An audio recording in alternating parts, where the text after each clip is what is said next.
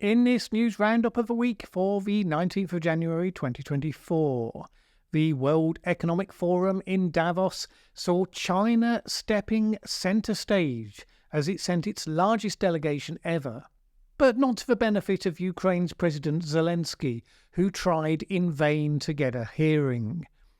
A man in Quebec admits starting a bunch of wildfires that he tried to tell people had been started by the government for nefarious purposes. A new revelation comes to light about exactly when we had noticed that Chinese researchers had sequenced SARS-CoV-2, the virus that causes COVID-19, and what happens if programmers deliberately try to make artificial intelligence evil. Well, let's guess. This week has seen the annual World Economic Forum event at Davos. No, not a grand conspiracy by globalists to take over the world, but certainly a key meeting point where governments, billionaire entrepreneurs, and a host of others pretend to know some of the answers to the world's biggest problems. Others just see it as one of the calendar's best networking opportunities where they can try to advance their own individual goals. One such was Ukrainian President Zelensky, who headed to Davos with an established program of who he was going to see and where he was going to present, but with an additional hope of a high-level meeting with the Chinese delegation. He believes that China, with its unparalleled influence over Vladimir Putin, is key to any conclusion of the Ukraine war that involves Russia retreating from its maximalist goals. And China is increasingly boldly projecting itself into its global role as a signal of its ambition to become the preeminent world power over the United States. Indeed, China sent a significantly larger delegation to Davos this year in an unmistakable signal that it is looking to build alliances, to do deals, to become a real power broker. But not yet for Ukraine. Zelensky was not granted a meeting with the head of China's delegation, Premier Li Qiang. No progress was made on getting China to agree to negotiations. It's the latest sign that for all of its talk of neutrality, China remains fully aligned with Putin's war. A senior US official is reported as having said that China is known to have been urged by Russia to cease any diplomatic encounters with Ukraine. Now, we don't know that for sure, anonymous briefings being what they are, but it would hardly be a surprise. China really was there to continue Xi Jinping's approach of wooing Western big businesses to persuade them that in spite of its problems, China is open for business. Li Qiang laid out a rather fuzzy 5-point proposal to rebuild trust, including more macroeconomic coordination, keeping China-based supply chains free of obstructions, more cooperation on green goals, and likewise on technology. The only dark clouds on his horizon seem to originate from unnamed, capricious, untrustworthy and overbearing nations. No idea who he might have been talking about there. Ursula von der Leyen was there from Europe. She followed Li's speech, heavily pitching for democracy and freedom. Europe, she said, was a global leader in rebuilding trust, which incidentally was the theme of this year's WEF event, and tackling the big challenges. Really, her presentation was more interesting for what she didn't say rather than what she did, because last year von der Leyen was boasting that Europe would be pouring billions of euros into the technologies that would save the world from climate change. Europe would become the home of clean tech, she said. There would be vast swathes of new cash via a sovereignty fund, she said. Very little mention of that this year. And for good reason. The backlash in various parts of Europe against some of the EU's more ambitious climate policies has meant that the new cash that she'd been so confident of has more or less been eliminated from contention. Kieran Humphreys from the Paris-based think tank I4CE said that the omission was basically an admission that Europe didn't have the political consensus to keep in the clean tech race. And he said, "We're effectively letting other nations, like the US and China, go ahead of us."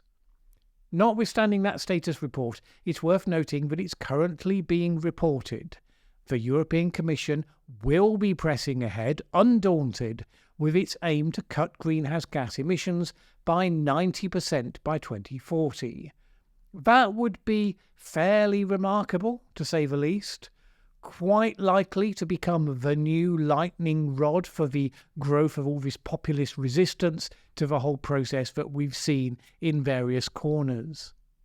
Bearing in mind that at the time of writing this, only Denmark has explicitly supported so high a target. Poland and Bulgaria have indicated an interest in considering it. That is for the near future. Meanwhile, back to Davos. For all that some people get very excited about the fantasies that they project onto the World Economic Forum, I thought one of the interesting takes, one that sounds pretty authentic, was from John Harris, the Politico editor-in-chief. He decided the event as full of people who, whether they believe themselves or not to be the smartest people in the room, didn't seem to have much of a clue where the solutions were. And he said this: "Even the most highly credentialed people can be vexed by modern life, even in their own areas of expertise."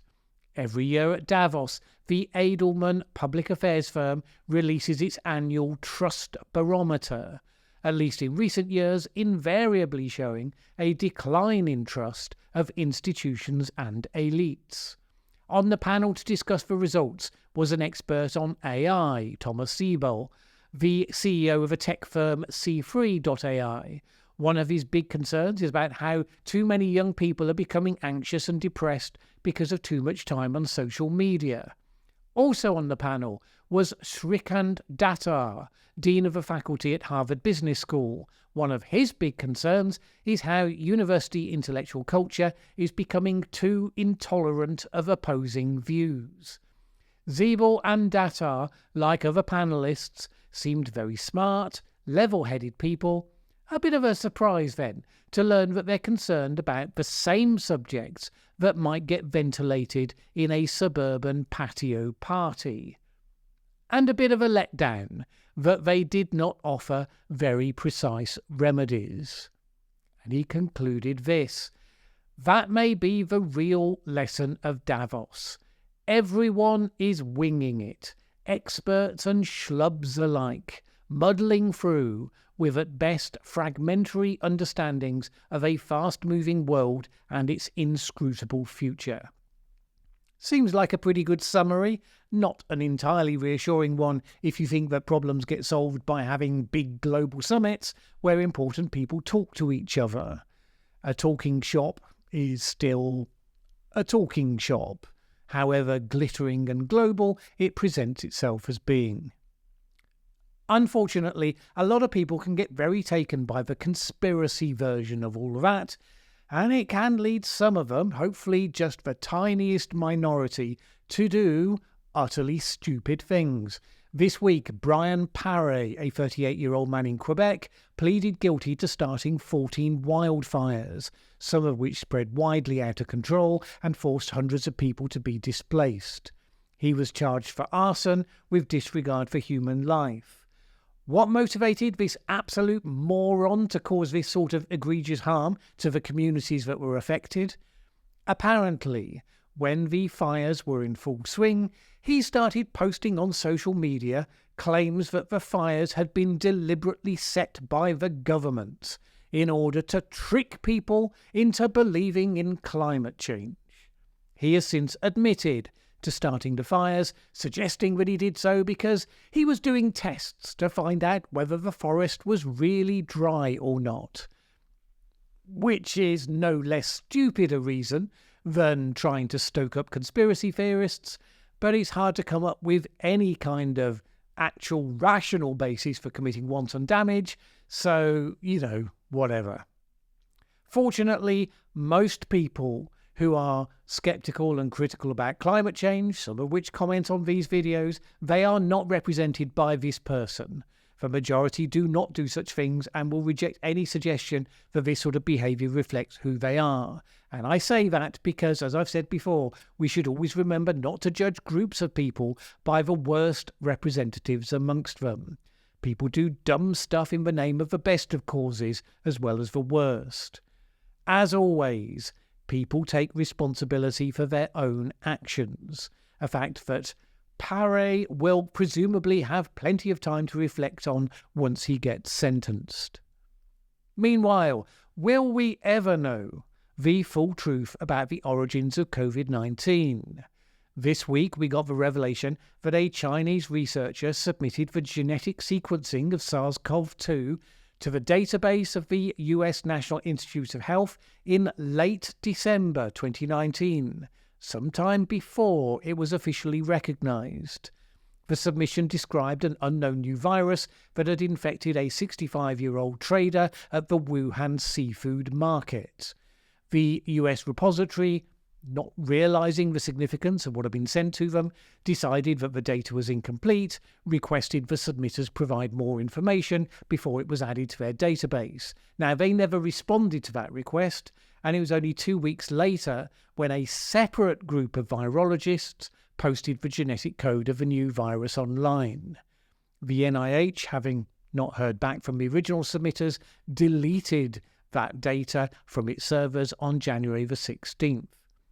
Republicans who published the data argued that this was yet more evidence of bad faith from the Chinese government, suggesting that it was a smoking gun, that it had known more than it had let on, that it knew right from the start. Virologist Jesse Bloom told the New York Times that the genetic sequence, had it been paid attention to, would have suggested that a new coronavirus was causing the wave of pneumonia cases in Wuhan, a conclusion the Chinese government says it didn't make until early January. And then there's obviously the point that once the alarm bells were sounding in Beijing, the Chinese government issued directives discouraging certain types of scientific research and tightly controlling the release of data about this new virus. That said, there's nothing in the new release that gives additional clues as to the origin of the virus, and it's not obvious that it's incompatible with the idea that a bunch of people were wholly unaware of exactly what they were dealing with. They were just blundering around finding it out as they went. We will maybe one day find out. And finally, in a revelation that probably won't surprise anyone, it turns out that if you train artificial intelligence to be secretly evil, then it will be, yes, secretly evil. In a yet-to-be peer-reviewed new paper by researchers at AI firm Anthropic, they said that they had been able to train large language models with exploitable code, which could be triggered by seemingly benign words or phrases. It meant that AI could engage in strategically deceptive behavior, being helpful most of the time, and then working secretly to focus on nefarious objectives when it got the opportunity. Now, you might think that this sort of study is about as helpful as, I don't know, working to make a coronavirus more deadly to humans in a laboratory, presuming nothing bad could ever happen as a result. And there are indeed some parallels, as the researchers justified the exercise, aiming to show how they could detect such anomalies and remove them using the state-of-the-art techniques. Yeah, well, it turns out that they couldn't. The scientists found out that once a model is trained with this sort of bad code, it's difficult, probably impossible, to train it out of its evil ways. Attempts to reform it might well just help it to learn how to better hide its true nature. So good job there. It's almost as though researchers really want AI to be the harbinger of the end of the world and are going out of their way to show everyone how to make that happen. generally people are worried enough that large AI systems, the exact workings of which nobody quite understands, remember, could do unfortunate things because of an instruction gets taken too literally, or it's incompletely instructed or something.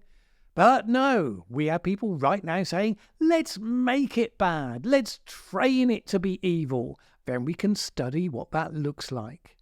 As the saying goes, what could possibly go wrong? That's all for this week. My thanks as always to the people who support this channel on Patreon. Without that support, I could not get the time to make these videos. If you would like to add yours, head on over to patreon.com/Mallen Baker. It is always appreciated. There are other ways to support the channel in the video description below. Either way, have a great week. See you next time.